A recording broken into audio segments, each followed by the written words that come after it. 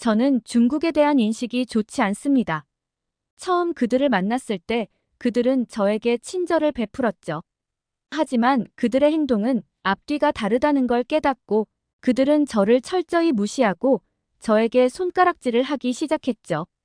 지금부터 하는 이야기들은 제가 실제로 겪은 상황으로 여러분들은 어떻게 생각하는지 궁금해서 사연을 적어봅니다. 안녕하세요. 제 이름은 김혜인입니다. 저는 중국 베이징 대학교에 교환학생으로 입학하게 되었습니다. 한국에서의 대학 생활도 즐거웠지만 새로운 문화를 경험하고 싶다는 열망에 중국행을 결심했죠. 처음 베이징에 도착했을 때 저는 설렘과 두려움이 뒤섞인 복잡한 감정을 느꼈습니다. 공항에 도착하자마자 저를 반겨준 건 중국인 버디 주민이었어요. 그녀는 밝은 미소로 저를 맞이해 주었고 덕분에 낯선 환경에 대한 불안감이 조금은 누그러들었습니다. 주민은 영어와 한국어를 조금씩 섞어가며 저와 대화를 나누었고 그 모습이 참 귀여워 보였습니다. 혜인 씨, 베이징에 오신 것을 환영해요. 제가 당신의 중국 생활을 도와드릴게요. 주민의 따뜻한 말에 저는 안도의 한숨을 내쉬었습니다. 그녀와 함께 캠퍼스로 향하는 동안 저는 창밖으로 펼쳐지는 베이징의 풍경에 눈을 떼지 못했어요. 고층 빌딩들과 오래된 후통이 공존하는 모습이 신기하게 느껴졌습니다. 대학 기숙사에 도착해서 짐을 풀고 나니 주민이 저를 교내 투어에 데려갔습니다. 캠퍼스는 생각보다 훨씬 넓고 웅장했어요. 오랜 역사를 자랑하는 건물들 사이로 현대적인 시설들이 조화롭게 어우러져 있었죠. 와, 정말 멋진 캠퍼스네요. 저도 모르게 감탄사가 튀어나왔습니다. 주밍은 뿌듯한 표정으로 대답했어요. 그렇죠? 우리 대학은 중국 최고의 대학 중 하나랍니다. 혜인 씨가 여기서 좋은 경험 많이 하셨으면 좋겠어요. 그날 저녁 주밍은 저를 환영회에 데려갔습니다. 그곳에서 저는 다른 중국인 학생들과 외국인 유학생들을 만났어요. 모두들 친절하고 열정적으로 저를 맞이해 주었죠. 특히 리웨이, 장이, 왕펑 등 중국인 학생들은 제게 많은 관심을 보이며 이것저것 물어보았습니다. 혜인, 한국에서는 어떤 음식을 즐겨 먹나요? 한국의 대학 생활은 어떤가요? K-팝 좋아하세요? 저는 BTS의 팬이에요. 그들의 질문 공세에 저는 기분 좋게 대답했습니다. 한국에 대한 그들의 관심이 진심으로 느껴져 마음이 따뜻해졌어요. 하지만 그날 밤 기숙사로 돌아오는 길에 우연히 들은 대화가 저를 당황하게 만들었습니다. 제 앞서 걸어가던 리웨이와 장이의 목소리였어요. 아, 정말 피곤하다. 외국인들한테 계속 친절한 척하느라. 그래도 한국인 녀석들한테는 잘 해줘야 해. 우리나라에 돈스러운 거잖아. 저는 그 자리에 얼어붙은 채 그들의 대화를 들었습니다.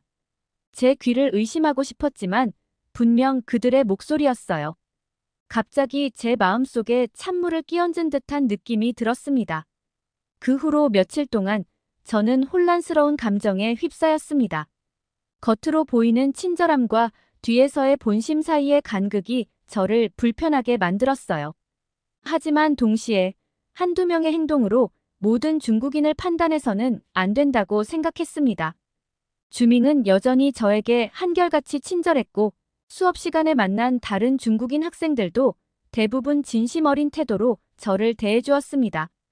그래서 저는 그날 밤의 일을 우연한 해프닝으로 여기려 노력했죠. 하지만 그로부터 2주가 지난 어느 날 제 마음속 의구심은 더욱 깊어지게 되었습니다. 도서관에서 공부하던 중 우연히 옆자리에서 들려오는 대화에 귀가 솔깃해졌어요. 너 들었어? 이번에 온 한국인 유학생들 말이야.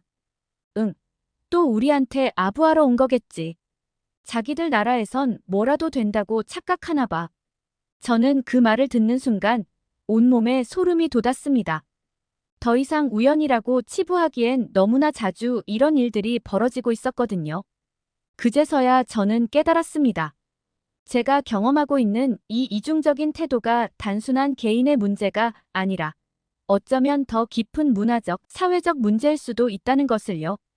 그날 이후로 저는 중국인들과의 관계에서 더욱 조심스러워졌습니다. 겉으로 보이는 친절함 뒤에 숨겨진 진실은 무엇일까? 늘 의구심을 갖게 되었죠. 하지만 동시에 이런 경험들이 제게 더 넓은 시야를 갖게 해주었다는 것도 부정할 수 없었습니다. 베이징에서의 첫 한 달, 저는 기대와 실망, 혼란과 깨달음 사이를 오갔습니다. 이것이 제 중국 유학 생활의 시작이었고, 앞으로 더 많은 도전과 경험이 저를 기다리고 있다는 것을 알게 되었습니다. 베이징에서의 생활이 2개월째로 접어들면서 저는 점점 더 깊은 고립감을 느끼기 시작했습니다. 처음에는 단순한 착각이라고 생각했던 것들이 이제는 분명한 현실로 다가왔어요. 어느 날 아침, 평소처럼 강의실에 들어섰을 때 이상한 분위기를 감지했습니다. 제가 자리에 앉자마자 주변의 중국 학생들이 소곤거리며 웃는 소리가 들렸어요. 그들의 시선이 저를 향하고 있다는 것을 느낄 수 있었죠. 하지만 제가 그들을 바라보면 그들은 재빨리 시선을 피했습니다. 혜인 씨, 안녕하세요? 옆자리에 앉은 리나가 밝게 인사했습니다. 하지만 그녀의 눈빛에서 진심을 찾아볼 수 없었어요. 안녕하세요, 리나. 저는 어색하게 미소 지었습니다. 수업이 시작되고 교수님께서 조별 과제를 내주셨습니다. 그룹을 만들라는 말씀에 학생들은 분주히 움직이기 시작했어요. 하지만 저를 찾는 사람은 아무도 없었습니다. 결국 교수님께서 직접 나서서 저를 한 조에 배정해 주셨죠. 죄송해요, 혜인 씨. 우리가 먼저 물어볼 걸 그랬네요. 조원 중 한 명인 왕이가 말했습니다.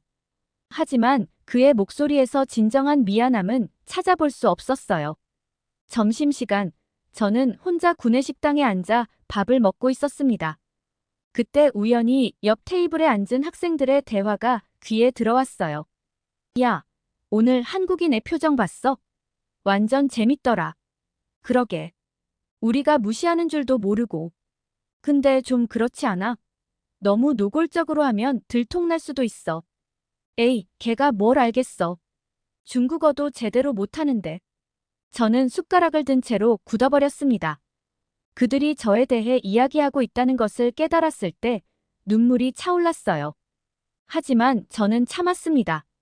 그들에게 제 약한 모습을 보이고 싶지 않았거든요. 그날 저녁 기숙사로 돌아오는 길에 주밍을 만났습니다. 그녀는 여전히 친절하게 대해주는 몇 안 되는 중국인 중 한 명이었죠. 혜인 씨, 무슨 일 있어요? 얼굴이 안 좋아 보여요. 주밍이 걱정스러운 표정으로 물었습니다. 저는 잠시 망설였지만 결국 제 마음을 털어놓기로 했습니다. 주밍, 솔직히 말해서 요즘 학교 생활이 너무 힘들어요. 다른 학생들이 저를 따돌리는 것 같아요. 주밍의 표정이 굳어졌습니다. 그녀는 잠시 말을 고르더니 조심스럽게 입을 열었어요. 혜인 씨, 사실 제가 들은 얘기가 있어요. 일부 학생들이 당신을 골탕 먹이려고 계획을 세우고 있다고요. 저는 충격을 받아 말을 잇지 못했습니다. 주밍은 계속해서 말했어요. 제가 우연히 들었는데 그들이 당신의 중국어 실력을 비웃고 과제에서 소외시키려고 한다더라고요. 심지어 당신의 물건을 숨기는 장난을 치려고 한다는 얘기도 있었어요. 왜 그러는 거죠? 저는 겨우 말을 이을 수 있었습니다. 주밍은 한숨을 쉬었어요. 일부 학생들이 한국에 대해 좋지 않은 감정을 가지고 있어요. 역사적인 문제, 문화적 갈등 때문이죠. 그들은 당신을 통해 그 감정을 표출하려는 것 같아요. 저는 그 자리에 주저앉고 싶었습니다. 제가 겪은 불편함이 단순한 오해가 아니었다는 사실에 가슴이 아팠어요. 그날 밤, 저는 잠을 이루지 못했습니다. 머릿속으로 지난 2개월간의 기억들이 스쳐 지나갔어요. 미소 짓던 얼굴들, 친절한 말들, 그리고 그 뒤에 숨겨진 진실. 제가 믿었던 모든 것이 허상이었다는 사실에 가슴이 먹먹해졌습니다. 다음 날부터 저는 모든 것을 다르게 보기 시작했어요. 누군가 저에게 친절하게 대할 때마다 그 뒤에 숨겨진 의도를 찾으려 했죠. 수업 시간에 조별 활동을 할 때면 제가 소외되지 않도록 스스로 적극적으로 나섰습니다. 하지만 그럴수록 더 고립되는 기분이 들었어요. 점심시간에는 주로 도서관에서 혼자 시간을 보냈습니다. 그곳이 제게는 유일한 안식처였어요. 책 속에 파묻혀 있으면 잠시나마 현실을 잊을 수 있었거든요. 한 달이 더 지나고 저는 완전히 지쳐버렸습니다. 매일 아침 눈을 뜰 때마다 학교에 가기 싫다는 생각이 먼저 들었어요. 한국에 있는 가족과 친구들이 그리워졌고 이 모든 상황에서 도망치고 싶었습니다. 하지만 동시에 이대로 물러설 수는 없다는 생각도 들었어요. 제가 여기 온 이유, 제가 이루고 싶었던 꿈들을 떠올렸습니다. 이런 어려움 때문에 포기할 수는 없었어요. 그래서 저는 결심했습니다. 더 이상 숨지 않기로요.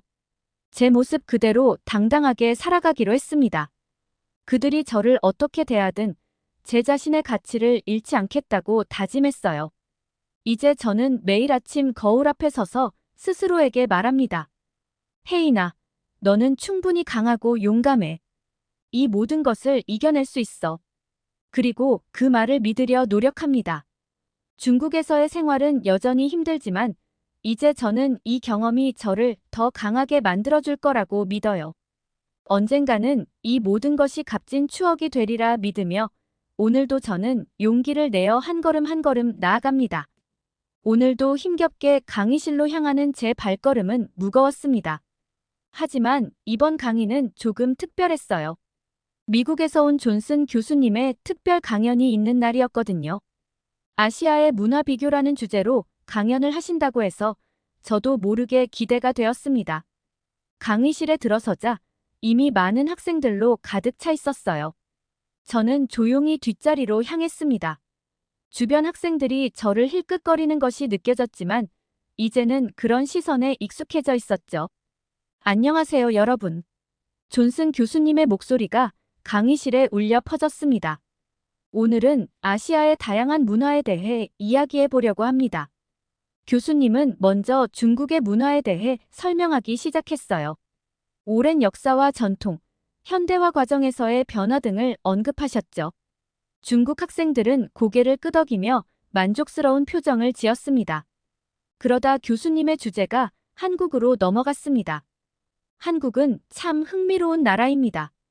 특히 한국인들의 높은 신뢰도와 공동체 의식은 정말 놀랍더군요. 순간 강의실 분위기가 달라졌어요. 몇몇 중국 학생들이 작게 웃음을 터뜨렸고 다른 이들은 눈을 굴리며 불편한 기색을 숨기지 않았습니다. 교수님은 개의치 않고 계속 말씀하셨어요. 제가 한국에 있을 때 경험한 일화를 하나 들려드리겠습니다. 어느 날 지하철에서 제 지갑을 잃어버렸어요. 정말 난감했죠. 그런데 믿기 힘들겠지만 다음 날 경찰서에서 연락이 왔어요. 누군가가 제 지갑을 주워서 신고했다더군요. 돈 한 푼 빠지지 않은 채로요. 이 말에 강의실 뒤쪽에서 큰 웃음소리가 들렸습니다. 저는 뒤를 돌아봤고 왕펑과 그의 친구들이 비웃듯 웃고 있는 것을 볼 수 있었어요. 존슨 교수님은 잠시 말을 멈추고 그들을 바라보셨습니다. 하지만 곧 다시 이야기를 이어나가셨어요. 또 한 가지 인상 깊었던 점은 한국인들의 공동체 의식입니다. 제가 길을 잃었을 때 젊은 여성분이 직접 목적지까지 저를 데려다 주셨어요. 그것도 30분이나 걸어서요. 이번에는 앞쪽에 앉은 리웨이가 큰 소리로 말했습니다. 교수님, 그건 그냥 운이 좋으셨던 거 아닐까요? 모든 한국인이 그렇지는 않을 텐데요. 존슨 교수님은 고개를 저으셨어요. 물론 모든 사람이 다 그렇진 않겠지요. 하지만 제가 한국에서 경험한 바로는 이런 친절과 정직함이 매우 보편적이었습니다. 그 말에 강의실 전체가 술렁이기 시작했습니다. 학생들은 서로 눈치를 보며 소곤거렸고 몇몇은 노골적으로 불만을 표시했어요. 교수님, 장이가 손을 들고 말했습니다. 저는 한국에 가본 적이 있는데요. 제가 본 한국은 교수님이 말씀하신 것과는 달랐어요. 오히려 차갑고 이기적인 사람들이 많았죠. 다른 학생들도 장이의 말에 동조하며 고개를 끄덕였습니다. 저는 그 광경을 보며 가슴이 답답해졌어요. 제가 알고 있는 한국의 모습과는 너무나 다른 이야기들이 오갔기 때문이죠. 존슨 교수님은 잠시 침묵하셨다가 말씀하셨습니다. 여러분, 문화란 것은 개인의 경험에 따라 다르게 느껴질 수 있습니다. 제가 말씀드린 것은 제 개인적인 경험과 연구를 바탕으로 한 것입니다. 물론 다른 의견도 있을 수 있겠죠. 그때였어요.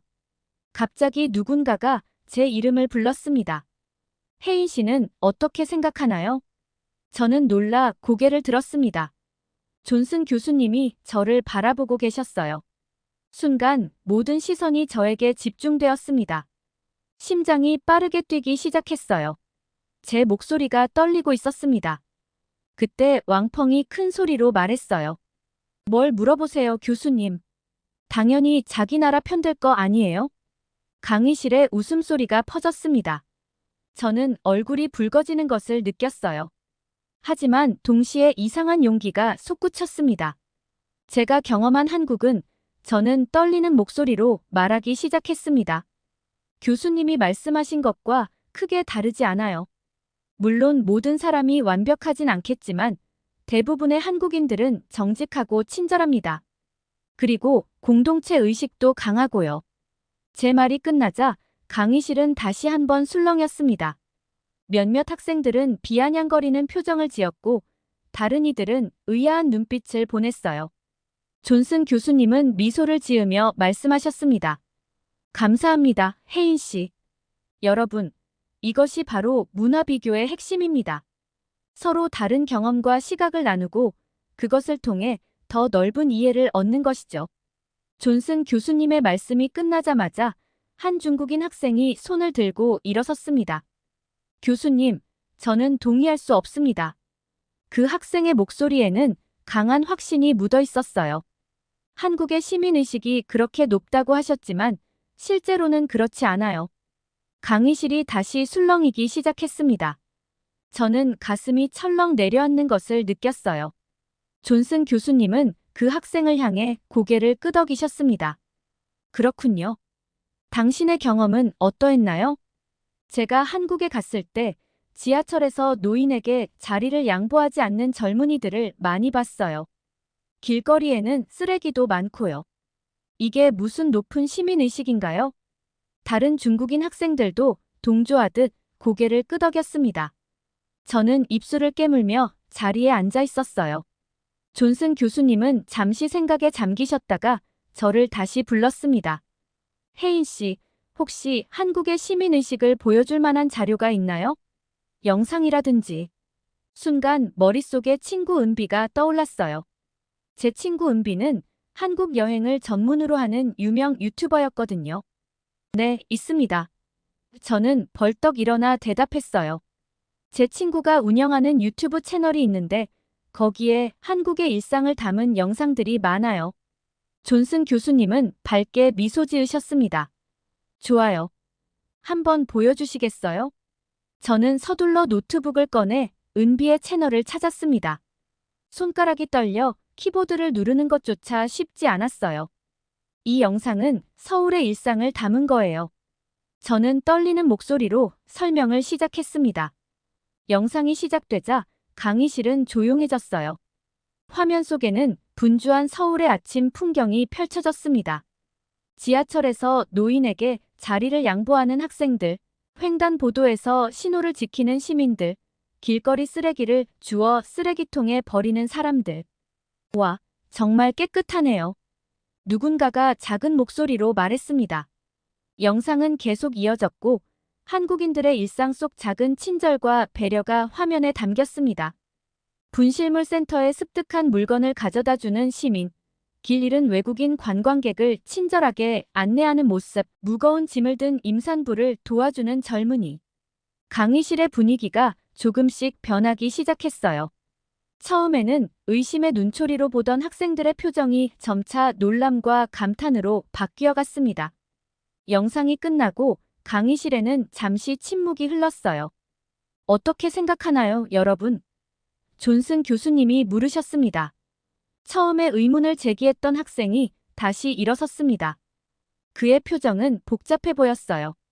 글쎄요, 제가 본 것과는 좀 달라요. 하지만 이게 정말 일상적인 모습인가요? 저는 용기를 내어 대답했습니다. 네, 그래요.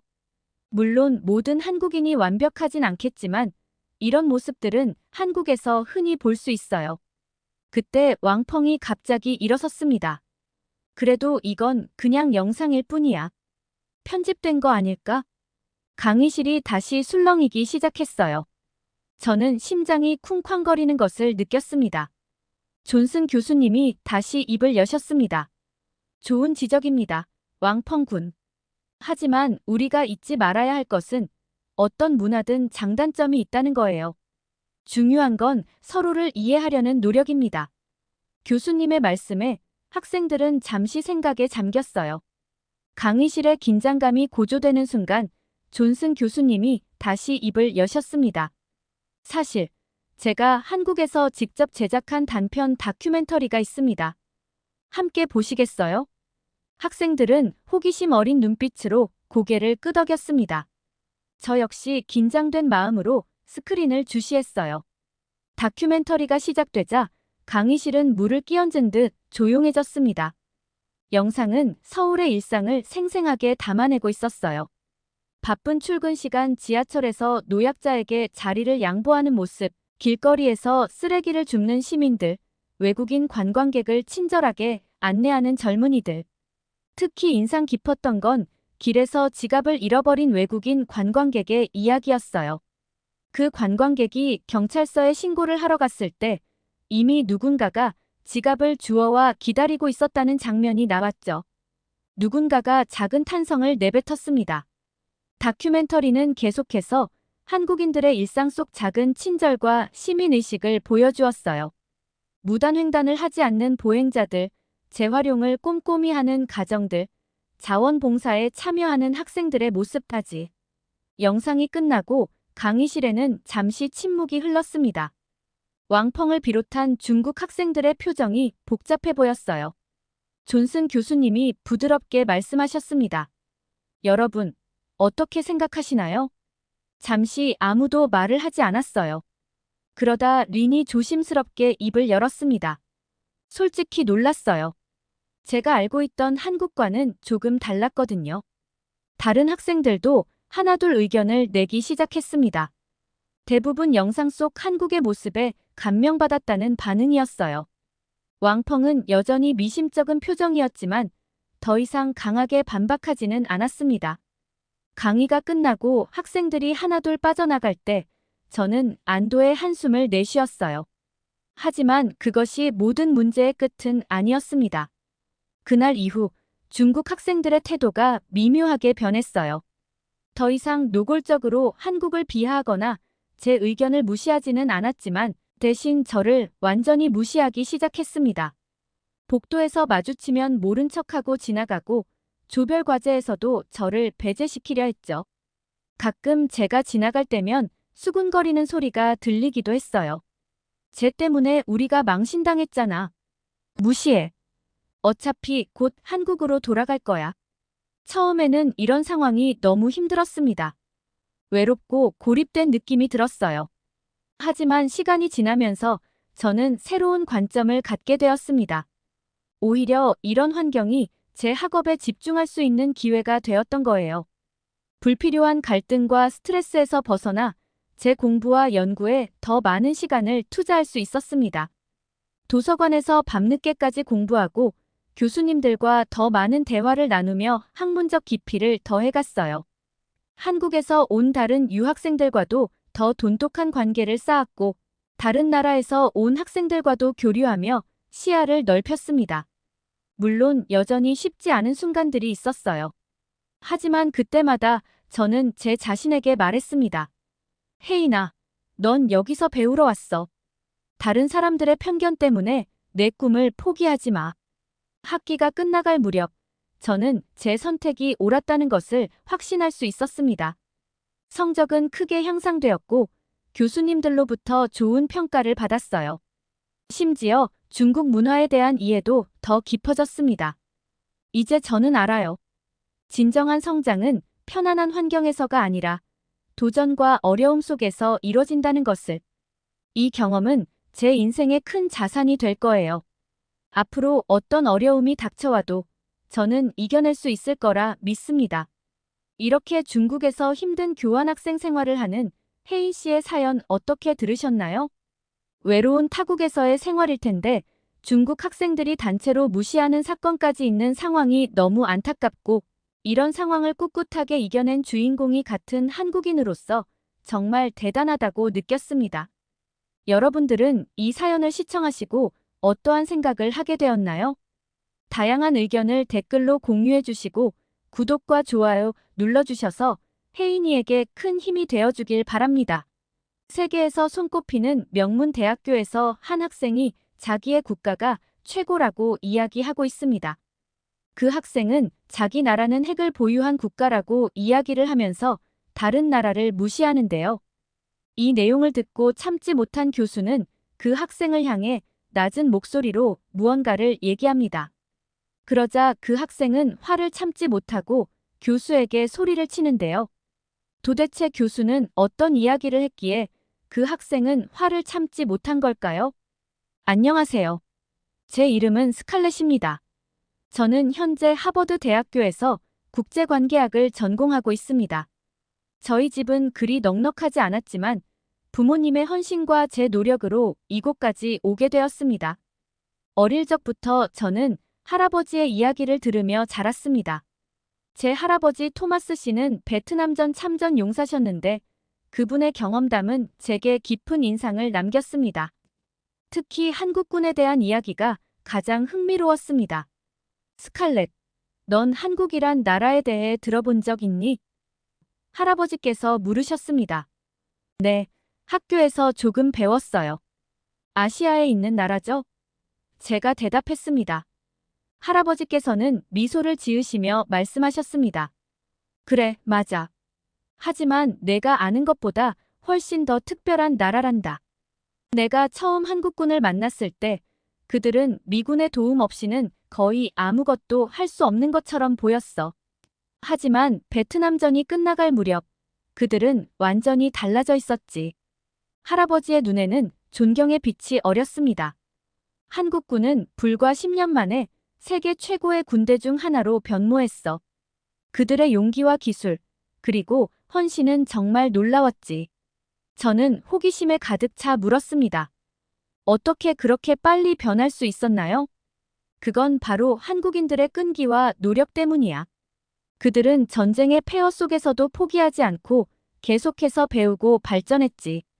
그리고 그건 군대뿐만이 아니었어. 한국이라는 나라 전체가 그랬단다.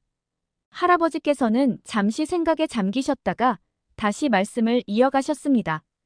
내가 한국을 처음 봤을 때 그곳은 세계에서 가장 가난한 나라 중 하나였어. 하지만 지금 봐. 세계 경제 강국 중 하나가 되었지. 이런 변화를 한강의 기적이라고 부른단다. 저는 할아버지의 이야기에 완전히 매료되었습니다. 정말 대단해요. 어떻게 그렇게 될 수 있었을까요?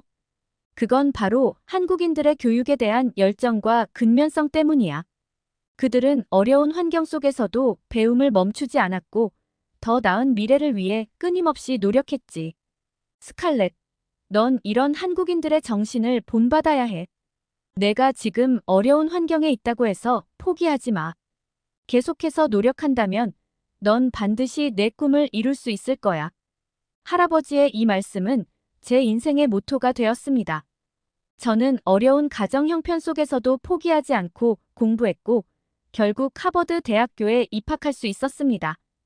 대학에 입학한 후 저는 아시아 국가들의 역사와 문화에 대해 더 깊이 배우고 싶어졌습니다. 특히 할아버지께서 말씀해 주신 한국에 대해 더 알고 싶었죠. 그래서 저는 아시아의 역사와 문화라는 수업을 수강하기로 결정했습니다. 이 수업에서 저는 리웨이라는 중국 유학생을 만났습니다. 리웨이는 항상 중국이 모든 면에서 최고라고 주장하는 학생이었어요. 수업 시간이나 학생들과의 대화에서도 그는 언제나 중국의 우수성을 강조했죠. 중국의 역사는 가장 오래되었고 우리 문화는 가장 풍부해. 현대에 와서도 중국의 경제력과 군사력은 세계 최고 수준이야. 이런 식의 발언을 자주 했습니다. 처음에는 그의 애국심이 대단하다고 생각했지만 점차 그의 태도가 다른 나라들을 폄하하는 것 같아 불편해졌습니다. 특히 한국이나 일본에 대해 이야기할 때면 리웨이는 항상 비꼬는 듯한 말투로 그 작은 나라들이 뭘 할 수 있겠어? 라고 말하곤 했죠. 한 번은 한국의 문화에 대해 토론하는 시간이 있었는데 리웨이의 태도가 정말 심했습니다. 한국 문화? 그게 뭐가 있다고? 케이팝? 그건 그냥 중국 문화를 베껴서 만든 거잖아. 한식? 중국 음식의 아류일 뿐이야. 한글? 그것도 결국 중국 문자에서 영감을 받아 만든 거 아냐? 저는 그의 말에 충격을 받았습니다. 리웨이, 그건 너무 편견 아닐까? 한국 문화는 고유의 특성과 가치가 있어. 라고 반박했지만 그는 코웃음을 치며 말했습니다. 스칼렛, 넌 너무 순진해.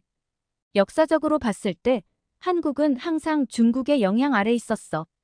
지금도 마찬가지야.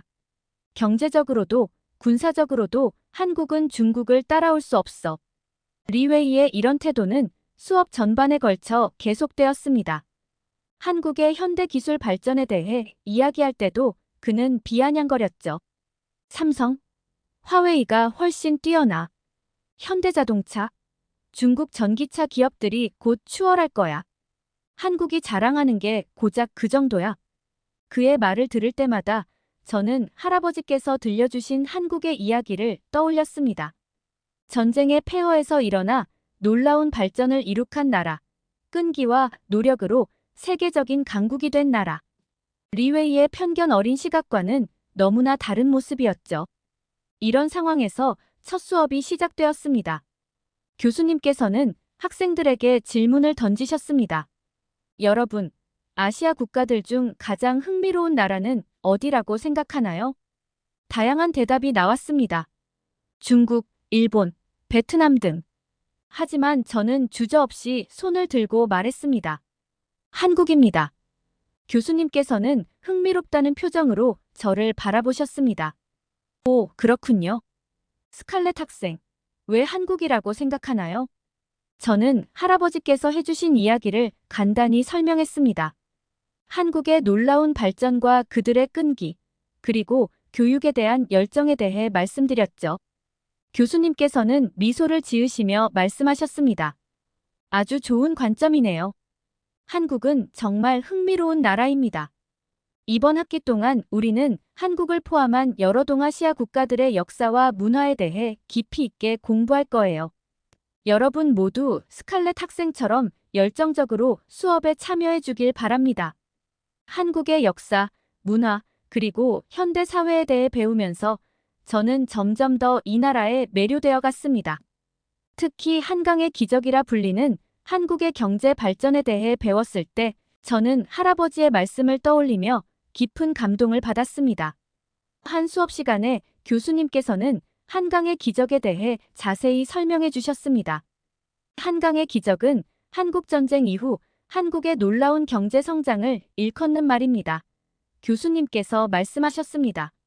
1950년대 한국은 세계에서 가장 가난한 나라 중 하나였어요. 1인당 GDP가 겨우 64달러에 불과했죠. 그런데 불과 50년 만에 세계 10위권의 경제대국으로 성장했습니다. 이는 정말 유례없는 성장이에요. 교수님은 칠판에 그래프를 그리시며 계속 설명하셨습니다. 1960년대부터 한국 정부는 수출 주도형 경제 정책을 펼쳤어요. 노동 집약적 산업부터 시작해서 점차 고부가가치 산업으로 발전해 나갔죠. 1970년대에는 중화학 공업에 투자했고 80년대부터는 전자, 자동차 산업이 성장했습니다. 그 과정에서 한국 국민들의 희생과 노력은 정말 대단했어요. 교수님의 목소리에는 존경심이 묻어났습니다. 많은 노동자들이 열악한 환경에서 장시간 일했고 학생들은 더 나은 미래를 위해 밤낮 없이 공부했죠. 이런 국민들의 헌신이 있었기에 한강의 기적이 가능했던 겁니다. 교수님은 잠시 말을 멈추셨다가 이어 말씀하셨습니다. 물론 이 과정이 순탄하지만은 않았어요. 급속한 산업화로 인한 환경 문제, 노동 문제, 빈부 격차 등 여러 사회적 문제도 발생했습니다. 하지만 한국은 이런 어려움을 극복하며 계속해서 발전해 나갔죠. 현재 한국은 반도체, 스마트폰, 자동차 등 여러 분야에서 세계적인 기업들을 보유하고 있습니다. 또한 K-팝, 한국 영화 등 문화 콘텐츠로도 세계적인 영향력을 행사하고 있죠. 이런 종합적인 성장을 이룬 나라는 세계 역사상 매우 드뭅니다. 교수님의 설명을 들으며 저는 할아버지께서 들려주신 이야기들이 떠올랐습니다. 전쟁의 폐허 속에서 일어나 세계적인 강국이 된 나라, 그 과정에서 한국인들이 보여준 끈기와 노력. 이제야 할아버지의 말씀이 진정으로 이해가 되었습니다. 한 달이 지나고 교수님께서는 동아시아 각국의 현대사회에 대해 다루기 시작하셨습니다. 특히 한국의 현대화 과정에 대한 강의는 저에게 큰 감동을 주었습니다. 한국의 발전은 단순히 경제적인 측면에만 국한되지 않았습니다. 교수님께서 말씀하셨습니다. 교육, 과학기술, 문화, 그리고 군사 분야에 이르기까지 모든 면에서 놀라운 성장을 이뤄냈죠. 저는 궁금증을 참지 못하고 손을 들었습니다. 교수님, 할아버지께서 베트남전 당시 한국군의 변화에 대해 말씀해 주셨는데 현재 한국의 군사력은 어느 정도 수준인가요? 교수님께서는 흡족한 표정으로 고개를 끄덕이셨습니다. 좋은 질문입니다. 스칼렛 학생. 현재 한국의 군사력은 세계적으로 상당히 높은 수준에 있습니다. 특히 첨단 무기 체계 개발과 운용 능력에서 두각을 나타내고 있죠. 교수님께서는 칠판에 몇 가지 키워드를 적으시며 설명을 이어가셨습니다. 한국은 K2 전차, K9 자주포, KF-21 전투기 등 첨단 무기를 자체 개발하는 능력을 갖추고 있습니다. 이는 세계적으로도 몇 안 되는 국가들만이 가진 능력이죠. 또한 사이버 전쟁 능력도 세계 최고 수준으로 평가받고 있습니다. 저는 놀라움을 감출 수 없었습니다. 할아버지께서 말씀해 주신 한국군의 모습이 현재까지 이어져 오고 있다는 사실이 너무나 감동적이었습니다. 그렇다면 교수님, 한국의 군사력이 세계에서 어느 정도 순위에 있다고 보시나요? 제가 다시 질문했습니다. 교수님께서는 잠시 생각에 잠기셨다가 대답하셨습니다. 정확한 순위를 매기는 것은 어렵습니다. 다만 대부분의 군사 전문가들은 한국의 군사력을 세계 6에서 10위 정도로 평가하고 있어요. 이는 한국의 인구나 국토 크기를 고려하면 정말 놀라운 수준이라고 할 수 있죠. 그 순간 교실 뒤쪽에서 한 손이 올라갔습니다. 중국에서 온 유학생 리웨이였습니다. 그의 얼굴에는 불편한 기색이 역력했습니다. 교수님, 그건 좀 과장된 평가 아닌가요? 리웨이가 말했습니다. 한국의 군사력이 어떻게 세계 6에서 10위가 될 수 있죠? 중국과 비교하면 한국은 너무나 작고 약한 나라입니다. 교실 내 분위기가 순식간에 얼어붙었습니다. 모든 학생들의 시선이 리웨이와 교수님 사이를 오갔습니다. 저는 숨을 죽이고 교수님의 반응을 기다렸습니다. 교수님은 침착하게 리웨이를 바라보셨습니다. 리웨이 학생, 좋은 지적입니다. 하지만 군사력을 평가할 때는 단순히 국가의 크기나 인구만을 고려하지 않아요. 현대 전쟁에서는 기술력, 훈련 수준, 장비의 질 등이 더 중요한 요소로 작용합니다. 리웨이는 고개를 저었습니다. 그래도 교수님, 중국은 한국보다 훨씬 더 많은 군인과 무기를 가지고 있어요. 전쟁이 나면 한국은 중국을 상대로 며칠도 버티지 못할 겁니다. 교수님은 깊은 숨을 내쉬셨습니다. 리웨이 학생, 당신의 의견은 이해합니다. 하지만 현대전에서 숫자만이 전부는 아닙니다. 예를 들어 한국의 K2 전차는 세계 최고 수준의 성능을 자랑하죠. 수적으로는 열세일 수 있지만 질적인 면에서 충분히 경쟁력이 있습니다. 그러나 리웨이는 여전히 납득하지 못한 표정이었습니다. 하지만 교수님, 중국의 경제력과 기술력도 매우 뛰어납니다. 우리는 계속해서 새로운 무기를 개발하고 있어요. 한국이 어떻게 그것을 따라잡을 수 있겠습니까? 교수님은 잠시 생각에 잠기셨다가 다시 입을 여셨습니다. 리웨이 학생, 당신의 애국심은 이해합니다. 하지만 우리는 객관적인 시각으로 이 문제를 바라봐야 해요. 한국은 GDP 대비 국방비 지출이 세계 최상위권입니다. 또한 미국과의 굳건한 동맹을 통해 첨단 군사 기술을 공유하고 있죠. 이런 요소들이 한국의 군사력을 강화하는 데 큰 역할을 하고 있습니다. 리웨이는 고개를 저으며 말했습니다. 그래도 교수님, 중국의 군사력은 압도적입니다. 우리는 핵무기도 보유하고 있어요. 한국은 그런 것도 없잖아요. 교수님은 인내심 있게 대답하셨습니다. 핵무기의 존재가 반드시 군사력의 우위를 의미하지는 않습니다. 현대 전쟁에서는 재래식 전력과 사이버 전력이 더욱 중요해지고 있어요. 한국은 이 분야에서 세계적인 수준을 자랑하고 있습니다. 리웨이의 얼굴이 붉어졌습니다. 그는 자리에서 벌떡 일어나 큰 소리로 말했습니다. 교수님, 그건 편견입니다. 중국의 사이버 전력도 세계 최고 수준이에요. 우리는 매일 새로운 기술을 개발하고 있습니다. 교실 안의 공기가 순식간에 얼어붙었습니다. 모든 학생들의 시선이 리웨이와 교수님 사이를 오갔습니다. 저는 숨을 죽이고 상황을 지켜보았습니다. 교수님은 잠시 침묵하셨다가 차분한 목소리로 말씀하셨습니다. 리웨이 학생, 당신의 열정은 이해합니다. 하지만 우리는 객관적인 사실을 바탕으로 토론해야 합니다. 중국의 사이버 능력이 뛰어나다는 것은 인정합니다. 하지만 한국 역시 이 분야에서 세계적인 기업들을 보유하고 있고 정부 차원의 투자도 막대합니다.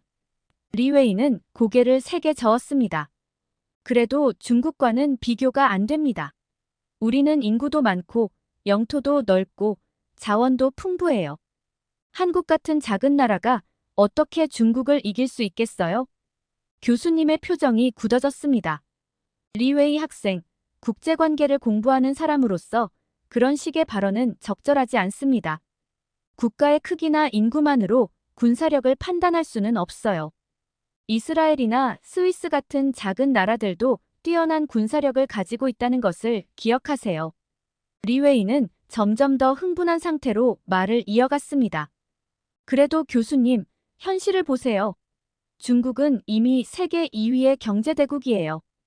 우리의 군사비 지출은 한국의 몇 배에 달합니다. 어떻게 한국이 중국과 맞설 수 있다고 생각하시는 거예요? 교실 안의 긴장감이 최고조에 달했습니다. 다른 학생들은 불편한 기색을 감추지 못하고 있었고 몇몇은 조용히 자리를 떠나기 시작했습니다. 교수님은 깊은 한숨을 내쉬셨습니다. 리웨이 학생, 당신의 애국심은 이해합니다. 하지만 우리는 학문적 토론을 하고 있습니다. 감정적인 주장이나 과장된 표현은 자제해 주세요. 군사력 평가에는 다양한 요소가 고려되어야 합니다. 단순히 GDP나 군사비 지출액만으로 판단할 수는 없어요. 리웨이는 여전히 화가 난 상태로 말했습니다. 그럼 교수님, 증명해보세요. 한국이 어떻게 중국보다 군사적으로 우수할 수 있는지 말이에요. 교수님은 잠시 침묵하셨다가 천천히 말씀을 이어가셨습니다. 리웨이 학생, 우리는 지금 누가 더 우수한지를 따지는 게 아닙니다. 각국의 군사력은 그 나라의 전략적 필요와 환경에 맞춰 발전합니다. 한국은 자국의 안보를 위해 필요한 수준의 군사력을 갖추고 있어요. 예를 들어 한국의 K2 전차나 K9 자주포는 세계 최고 수준의 성능을 자랑합니다. 리웨이는 비웃듯이 말했습니다. 그래봤자 몇 대 안 되는 장비겠죠. 중국은 수천 대의 전차와 포를 보유하고 있어요. 교수님의 인내심이 한계에 달한 것 같았습니다. 리웨이 학생, 이제 그만하세요. 당신의 태도는 학문적 토론에 적합하지 않습니다. 우리는 사실과 데이터를 바탕으로 이야기를 나누어야 해요. 감정적인 주장이나 국수주의적 발언은 여기서 환영받지 못합니다. 리웨이의 얼굴이 창백해졌습니다. 그는 잠시 말을 잃은 듯 서 있다가 갑자기 가방을 들고 교실을 뛰쳐나갔습니다. 문을 세게 닫는 소리가 교실 전체에 울려 퍼졌습니다.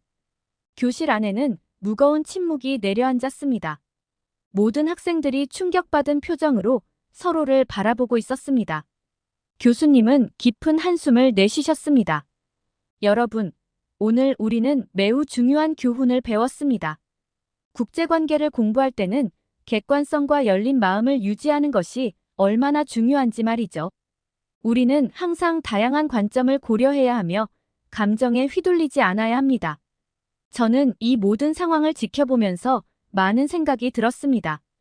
국가 간의 힘의 균형을 평가하는 것이 얼마나 복잡하고 민감한 주제인지 새삼 깨달았습니다. 동시에 객관성을 유지하는 것이 얼마나 어려운 일인지도 실감했습니다. 수업이 끝난 후 저는 교수님께 다가갔습니다. 교수님, 오늘 정말 대단하셨어요. 리웨이의 도발적인 발언에도 불구하고 침착하게 대응하셨잖아요. 교수님은 피곤한 표정으로 미소 지으셨습니다. 고마워요, 스칼렛. 하지만 나도 완벽하지 않아요. 어쩌면 내가 좀 더 부드럽게 대응했어야 했을지도 모르겠네요. 하지만 교수님, 리웨이의 태도가 너무 무례했잖아요. 교수님께서 충분히 인내심을 가지고 대하셨다고 생각해요. 교수님은 잠시 생각에 잠기셨다가 말씀하셨습니다. 스칼렛, 국제관계를 공부하는 사람으로서 우리는 항상 다른 사람의 입장을 이해하려고 노력해야 해요. 리웨이의 태도가 적절하지 않았다는 것은 사실이지만 그의 입장에서 생각해 볼 필요도 있어요. 그는 자국에 대한 자부심이 강한 것 같아요. 우리는 그런 감정을 이해하면서도 동시에 객관적인 시각을 유지해야 하는 거죠. 교수님의 말씀을 들으며 저는 국제관계 전문가가 되기 위해 앞으로 얼마나 많은 것을 배워야 할지 실감했습니다. 단순히 지식을 쌓는 것을 넘어 다양한 문화와 관점을 이해하고 존중하는 능력이 필요하다는 것을 깨달았습니다. 교수님, 제가 앞으로 어떻게 공부해야 할까요? 리웨이처럼 감정적이 되지 않으면서도 제 의견을 제대로 표현할 수 있는 방법이 있을까요? 교수님은 따뜻한 미소를 지으셨습니다. 좋은 질문이에요, 스칼렛. 가장 중요한 것은 항상 열린 마음을 가지는 거예요. 다른 사람의 의견을 경청하고 그들의 입장에서 생각해 보세요. 동시에 객관적인 사실과 데이터를 바탕으로 자신의 의견을 형성하는 것도 중요해요. 그리고 의견을 표현할 때는 상대방을 존중하는 태도를 잊지 마세요. 이렇게 한국의 군사력을 무시하고 중국이 최고라고만 우기는 중국 학생의 사연 어떻게 들으셨나요? 대화를 통해 각자의 국가를 이해하려 하지 않고 오로지 중국만 최고라고 말하는 리웨이 학생 때문에 저도 화가 났는데요. 여러분들은 이 사연 들으면서 어떤 생각을 하셨는지 댓글로 공유 부탁드립니다. 시청해주셔서 정말 감사드리고 구독과 좋아요는 영상 제작에 큰 힘이 됩니다. 영국의 명문대학교 옥스퍼드 강의 시간 중 한 학생이 발표를 하고 있습니다. 그런데 발표하는 도중 다른 학생이 발표하는 학생의 말 끝마다 저 말은 사실이 아니라며 잘못된 정보를 얘기한다고 말합니다. 그러자 갑자기 강의실 문이 벌컥 열리고 모든 학생들과 교수님들은 일제히 문 쪽으로 시선이 향하며 충격을 감추지 못하는데요. 도대체 어떤 일이 있었던 걸까요? 안녕하세요. 제 이름은 케이시예요. 저는 현재 영국의 명문대학교 중 하나인 옥스퍼드 대학교에 다니고 있답니다. 사실 어릴 적부터 명문대를 꿈꾸던 건 아니었어요. 그저 공부하는 걸 좋아하는 평범한 학생이었죠.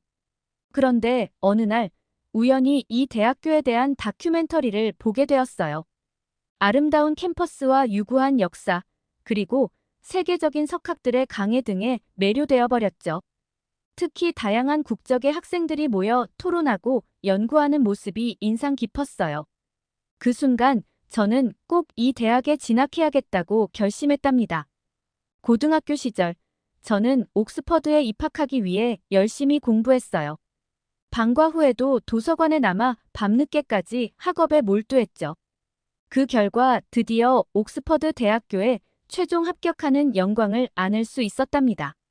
입학 후 저는 다양한 교양 강의를 신청했는데요. 그중 가장 관심이 갔던 건 아시아 국가의 문화를 다루는 수업이었어요. 세계화 시대에 아시아는 무시할 수 없는 존재잖아요. 게다가 제가 아시아 문화에 대해 잘 몰랐기에 이번 기회에 깊이 공부해 보고 싶었거든요. 첫 강의가 시작되자 교수님께서는 동아시아 국가의 역사부터 설명해 주셨어요. 중국, 일본, 한국을 아우르는 깊이 있는 강의였죠. 수업을 들으면서 이 나라들이 어떻게 독특한 문화를 발전시켜 왔는지 알게 되니 정말 흥미로웠어요. 특히 한국의 역사와 전통에 대해서는 깊은 인상을 받았답니다. 수천 년 동안 외세의 침략을 이겨내며 꿋꿋이 문화를 지켜온 저력이 놀라웠거든요.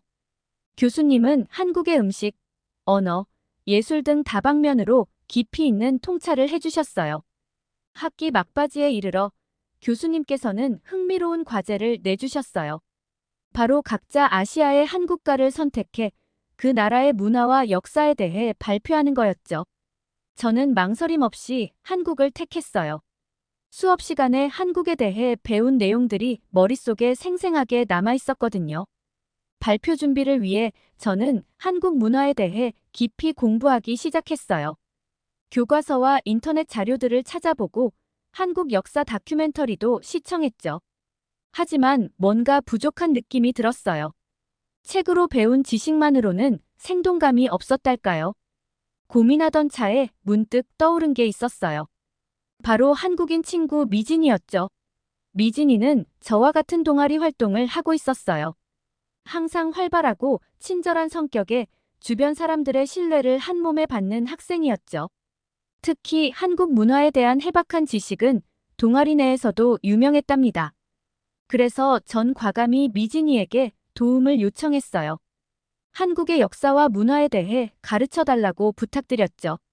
흔쾌히 승낙한 미진이는 저에게 정말 많은 것들을 알려주었어요. 한국의 전통 의상인 한복, 세계적으로 사랑받는 한식, 아름다운 궁궐 건축 등등. 미진이의 설명은 생생하고 재미있어서 시간 가는 줄 몰랐죠.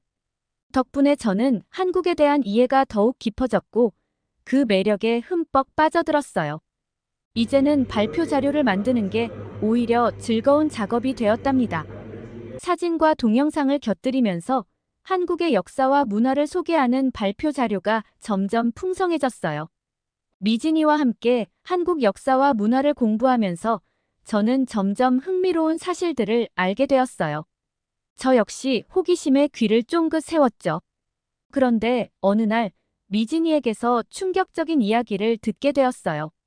바로 중국에서 한국의 문화유산을 자기들 것이라고 주장하고 있다는 거였죠. K씨, 이게 말이 돼? 김치는 중국에서 건너온 파오차이의 일종이라는 억지를 부리더라고. 수천 년간 한국인의 식탁을 지켜온 김치를 그렇게 폄하하다니. 미진이는 화가 난 얼굴로 스마트폰을 들이밀었어요. 중국 매체의 기사를 읽어보니 정말 어이가 없었어요. 한복, 한글, 심지어 태권도까지도 중국이 원조라는 주장이 버젓이 실려 있었거든요. 역사적 사실을 무시한 채 자국의 문화적 우월성만 내세우는 태도에 저도 모르게 분노가 치밀었죠.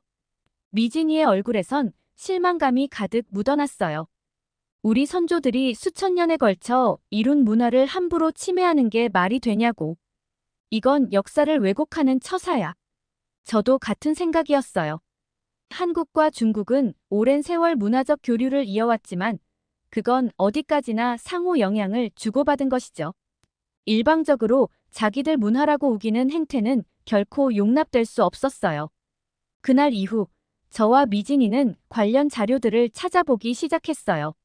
한국 문화의 독창성과 가치를 입증하는 학술 논문, 역사책, 다큐멘터리 등을 샅샅이 뒤졌죠. 한국인의 정체성이 깃든 문화유산을 지키고 알리는 게 우리의 사명이라는 마음이 들었거든요. 미진이는 우리가 우리 문화에 대해 바로 알고 당당히 세계에 알려야 해. 그래야 이런 억지 주장도 반박할 수 있을 거야. 라며 저를 응원해 주었어요. 그 말을 가슴에 새기며 전 발표 자료 만들기에 더욱 매진했죠. 슬라이드마다 한국 문화의 뿌리 깊은 역사와 독자적 가치를 담아내려고 노력했어요. 발표 준비에 열중하던 어느 날 저는 문득 걱정되는 점을 미진이에게 털어놓았어요. 미진아, 혹시 발표 중에 중국에서 온 학생이 한국 문화를 자기들 것이라고 우기면 어떡하지? 내가 당황해서 제대로 대응 못할까봐 그래. 그러자 미진이는 무심코 웃음을 터뜨리며 저를 안심시켰어요. 걱정 마, 케이씨. 내가 그동안 열심히 공부한 걸 난 잘 알고 있어. 설령 그런 주장이 나와도 당당히 맞서면 돼. 사실은 무기라고. 이어서 미진이는 중국의 문화 왜곡 실태에 대해 구체적인 사례를 들어주었어요. 중국이 한복은 한푸, 김치는 파오차이, 심지어 태권도마저 중국 기원이라고 주장하는 근거 없는 내용들 말이에요. 이런 억지 주장들은 역사적 사실과 다르다는 걸 논리적으로 반박하면 돼. 우리가 찾아본 자료들을 근거로 당당히 말하는 거야. 한국 문화의 독창성과 가치를 입증하는 게 우리의 무기라고. 미진이의 조언에 용기를 얻은 저는 그간 수집한 자료들을 꼼꼼히 정리했어요. 한복의 변천사, 김치의 발효과학, 태권도의 철학 등을 뒷받침할 만한 내용들을 찾아 체계적으로 분류했죠. 드디어 아시아 역사 발표 날이 다가왔어요. 그동안 공들여 준비한 만큼 자신감이 넘쳤죠. 한국 문화의 독창성과 우수성을 알리고 싶은 마음에 가슴이 설레기도 했고요. 강당에 들어서자 학생들의 눈길이 일제히 저에게로 쏠렸어요. 그 관심에 부응하듯 저는 최선을 다해 발표를 시작했죠. 여러분, 오늘 제가 소개해드릴 첫 번째 주제는 한복입니다. 한복은 한국의 전통 의상으로 고유의 형태와 색채를 지니고 있어요. 특히 원삼, 쓰개치마 등은 신라 시대부터 발전해온 독특한 복식으로 알려져 있죠. 중국의 한푸와는 차이가 있다는 사실 꼭 기억해 주세요. 말을 마치기가 무섭게 강당 뒤편에서 익숙한 목소리가 들려왔어요. 중국에서 온 류청이었죠. 한복은 명나라 때 중국 한푸에서 유래된 거 아닌가요? 한국이 중국 문화를 모방한 것처럼 보이는데요. 순간 머릿속이 하얘졌지만 이내 미진이가 알려준 사실이 떠올랐어요. 아닙니다, 류청씨. 한복은 고대부터 한국만의 독자적인 복식으로 발전해왔어요. 통일신라 시대의 유물과 고려, 조선의 기록을 살펴보면 중국 한푸와는 확연히 다른 특징을 확인할 수 있죠. 소재나 문양, 색상 등에서 고유성이 두드러진답니다. 다음은 김치에 대한 설명이었어요. 두 번째로 소개해드릴 한국 문화유산은 바로 김치입니다. 김치는 한국인의 지혜가 만들어낸 세계적인 발효 음식이에요. 다양한 재료와 향신료로 버무려 숙성시키는 과정이 독특하죠. 이런 발효 기법은 고구려 시대부터 이어져 내려온 한국만의 전통이랍니다. 하지만 김치는 중국의 파오차이에서 유래된 음식 아닌가요? 한국이 그걸 가져다 약간 변형한 것뿐이라고 봅니다.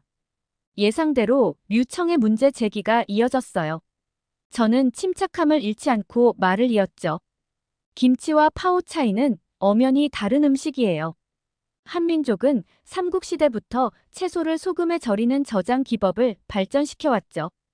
여기에 고춧가루, 젓갈 같은 한반도 고유의 재료가 더해지면서 김치라는 독자적 발효 문화가 꽃피운 겁니다.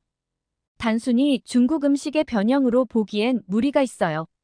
마지막 순서는 태권도였어요. 여러분께 소개해드릴 마지막 주제는 태권도입니다. 태권도는 한국 고유의 무예를 현대적으로 체계화한 스포츠로 수백 년의 전통을 자랑하죠.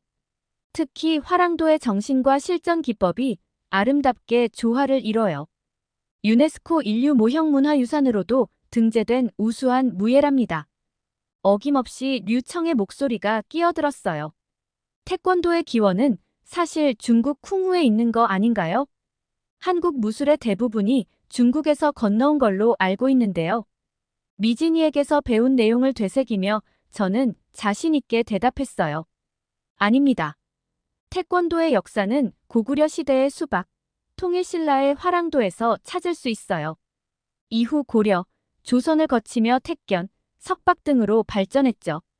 물론 중국 무예의 영향을 받기도 했지만 한국만의 독창적인 기술과 사상으로 꽃피운 무예가 바로 태권도랍니다. 교수님께서는 류청의 주장에 더 이상 가만히 계실 수 없다는 듯 자리에서 일어나셨어요. 그리고는 차분하지만 단호한 목소리로 말씀하셨죠. 자네, 류청. 한국과 중국은 수천 년간 문화적 교류를 이어온 건 사실이야. 하지만 그게 한국 문화의 독창성과 정체성을 부정할 근거는 되지 못하네. 류청은 고개를 저으며 교수님의 말씀을 받아들이지 않았어요. 하지만 교수님, 역사적으로 중국 문화의 영향을 많이 받은 건 사실 아닙니까? 그걸 모방하고 따라한 게 한국 문화의 실체라고 봅니다. 교수님께서는 안타까운 표정으로 한숨을 내쉬셨어요. 그러고는 책상 서랍에서 두툼한 서적 몇 권을 꺼내 들고 말씀하셨죠. 여기 보게, 류청. 고고학계의 정설은 한국 문화가 고대부터 중국과는 구별되는 독자적 발전 과정을 거쳤다는 거야. 청동기 문화부터 고분 양식, 무덤 벽화에 이르기까지 한국만의 뚜렷한 특징들이 확인되지. 모방이 아닌 창조의 결과물들이라네. 교수님은 이어서 역사서들을 펼쳐 보이셨어요. 삼국사기, 삼국유사 등 한국 고대사의 기록을 보면 복식, 음식, 예술 등 다방면에서 고유한 문화가 꽃피웠음을 알 수 있어. 물론 중국과의 활발한 교류가 있었지. 하지만 그걸 토대로 한국인들은 더욱 창의적이고 발전적인 문화를 일궈냈다네. 교수님의 설명에도 류청의 표정은 여전히 부르퉁했어요. 오히려 더 큰 목소리로 자기 주장을 되풀이하는 게 아니겠어요? 그래도 교수님, 중국이 문화의 본산이고 한국은 그걸 수용한 작은 나라일 뿐이라고 봅니다. 고유성을 강조하는 게 어불성설 같아요. 그 말에 강당의 웅성거림이 퍼졌어요. 주변의 학생들은 류청을 곱지 않은 눈으로 바라봤죠. 교수님의 얼굴에도 실망감이 스쳐 지나갔어요. 자네가 역사를 바라보는 관점이 많이 편향되어 있구먼. 문화는 고정불변한 게 아니라네. 우리가 누릴 수 있는 문화의 다양성은 모든 국가와 민족의 창조적 노력이 결집된 결과야. 중국에 대한 자부심을 갖는 건 좋지만 다른 문화의 가치를 인정하지 않는 건 곤란하네. 교수님의 일침에도 류청은 좀처럼 물러설 기미가 보이지 않았어요. 얼굴이 시뻘개진 채로 입술을 깨물며 또 다른 말을 준비하는 듯 했죠. 그 모습에 제 심장이 쿵쾅거렸어요. 문화의 우열을 따지려 드는 편협한 자세에 안타까움이 밀려왔죠.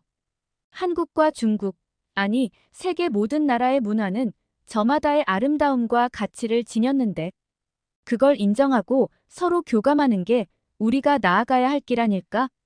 복잡한 생각에 잠겨 있는데 강당 문이 벌컥 열렸어요. 숨을 헐떡이며 달려온 건 다름 아닌 미진이었어요. 케이씨, 내가 그동안 모은 자료들을 가져왔어. 어서 펼쳐봐. 우리 문화의 우수성과 독창성을 증명할 결정적 단서들이 가득할 거야. 미진이의 눈빛에서 불꽃 같은 의지가 느껴졌어요. 제 손에 들려온 자료집 무게가 그 어느 때보다 묵직하게 다가왔죠. 류청도 이 자료들을 보고 나면 한국 문화에 대한 선입견을 버릴 수 있지 않을까? 한 줄기 희망을 안고 전 자료집을 폈어요. 드디어 한국 문화를 온전히 알리고 세계와 소통할 기회를 맞이한 것만 같았죠. 가슴 벅찬 기대감에 온몸이 떨렸어요. 중국에 대한 자부심 못지않게 한국 문화에 대한 자긍심도 당당히 외치고 싶었거든요. 저는 의연한 태도로 류청을 바라보며 입을 열었어요. 함께 살펴보시죠, 류청 씨. 이 자료들이 한국 문화의 고유한 정체성을 어떻게 증명하는지요. 중국과 구별되는 우리 문화의 빛나는 가치를 이제는 인정할 때가 된 것 같군요. 류청의 얼굴이 더욱 붉어지며 그의 목소리가 떨리기 시작했습니다. 저는 그저 역사적 사실을 말씀드리는 것뿐입니다. 중국 문화가 동아시아에 미친 영향은 부정할 수 없는 사실이에요. 왜 한국의 편만 드시는 겁니까? 교실 안의 공기가 무거워졌습니다. 다른 학생들은 숨을 죽이고 상황을 지켜보고 있었고 저는 가슴이 두근거리며 어떻게 대처해야 할지 고민했습니다. 교수님은 깊은 한숨을 내쉬셨습니다. 류청 학생, 자네의 말은 객관적 사실이 아닌 편향된 시각일 뿐이네. 나는 어느 나라의 편도 들지 않아. 다만 모든 문화의 가치를 인정하고 존중하는 자세가 필요하다고 말하는 것뿐이야. 하지만 류청은 여전히 물러서지 않았습니다. 그렇다면 왜 제 의견은 무시하시고 한국 학생들의 의견만 들으시는 겁니까? 이건 불공평합니다. 교수님의 표정이 굳어졌습니다. 류청 학생, 지금 자네의 태도는 학문적 토론에 적합하지 않아. 자신의 의견만을 고집하고 다른 의견을 받아들이지 않는 것은 국제관계를 공부하는 학생으로서 바람직하지 않네. 이대로라면 좋은 학점을 기대하기 어려울 것 같구먼. 류청의 얼굴이 창백해졌습니다. 뭐라고요? 저는 그저 제 생각을 말했을 뿐인데 학점까지 깎으시겠다는 겁니까? 이건 정말 불공정합니다. 그는 자리에서 벌떡 일어나 책가방을 거칠게 움켜쥐었습니다. 더 이상 이런 수업을 듣고 싶지 않습니다. 소리치며 류청은 강의실을 뛰쳐나갔습니다. 강의실에는 무거운 침묵이 내려앉았습니다. 교수님은 잠시 눈을 감고 계시다가 다시 입을 여셨습니다. 자, 이제 남은 발표를 계속 진행하겠습니다. 저는 발표를 이어가면서 한국의 전통 문화부터 현대 대중문화까지 다양한 측면을 다루었습니다. 특히 한류 현상을 설명하면서 이것이 단순히 한국 문화의 일방적인 전파가 아니라 글로벌 문화와의 상호작용 결과임을 강조했습니다. 결론적으로 한국 문화는 고유의 전통을 지키면서도 끊임없이 변화하고 발전하고 있습니다. 그러나 이는 한국 문화만의 특징이 아닙니다. 모든 문화는 각자의 방식으로 진화하고 있으며 우리는 그 다양성을 인정하고 존중해야 합니다. 문화 간 교류와 이해를 통해 우리는 더 풍요롭고 조화로운 세계를 만들어갈 수 있을 것입니다. 발표를 마치자 교실에서는 박수 소리가 터져 나왔습니다. 교수님은 만족스러운 표정으로 고개를 끄덕이셨습니다. 매우 훌륭한 발표였습니다. 객관적이면서도 균형 잡힌 시각으로 한국 문화를 소개해 주었군요. 특히 문화의 다양성과 상호 존중의 중요성을 강조한 점이 인상적이었습니다. 이런 태도야말로 우리가 국제관계를 공부하는 이유입니다. 교수님의 칭찬에 가슴이 뿌듯해졌습니다. 동시에 류청의 빈자리가 눈에 들어왔고 그가 이 발표를 들었다면 어떤 반응을 보였을지 궁금해졌습니다. 수업이 끝난 후 교수님께서 저를 따로 불러 세우셨습니다. 오늘 자네의 발표는 정말 인상적이었어. 특히 어려운 상황에서도 침착하게 대처하고 객관적이고 포용적인 태도를 보여준 점을 높이 평가하고 싶네. 이런 자세야말로 진정한 학문의 정신이야. 자네에게 A 학점을 주겠네. 교수님의 말씀에 감사의 인사를 드렸습니다.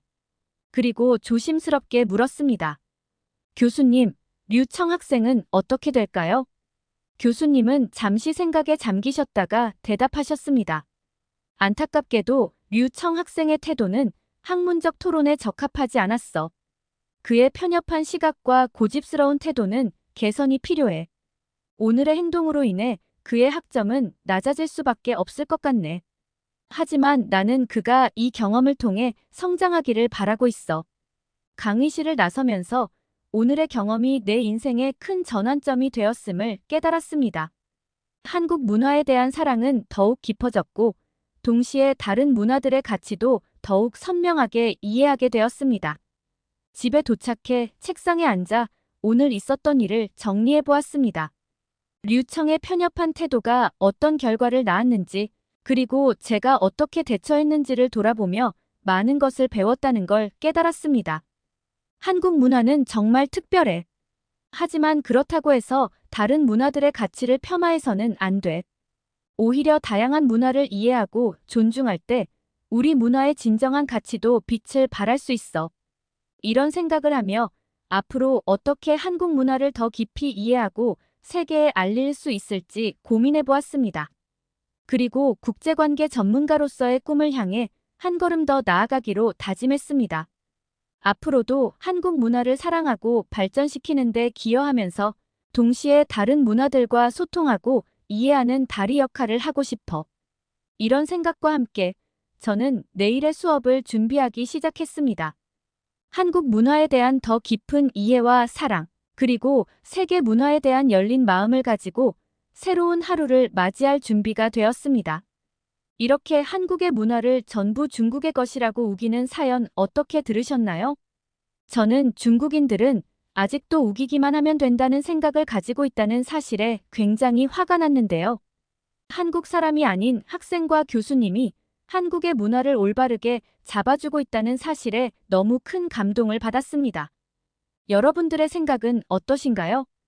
댓글을 통해 다양한 생각을 공유해 주시길 바라면서 끝으로 영상 시청해 주셔서 너무 감사합니다.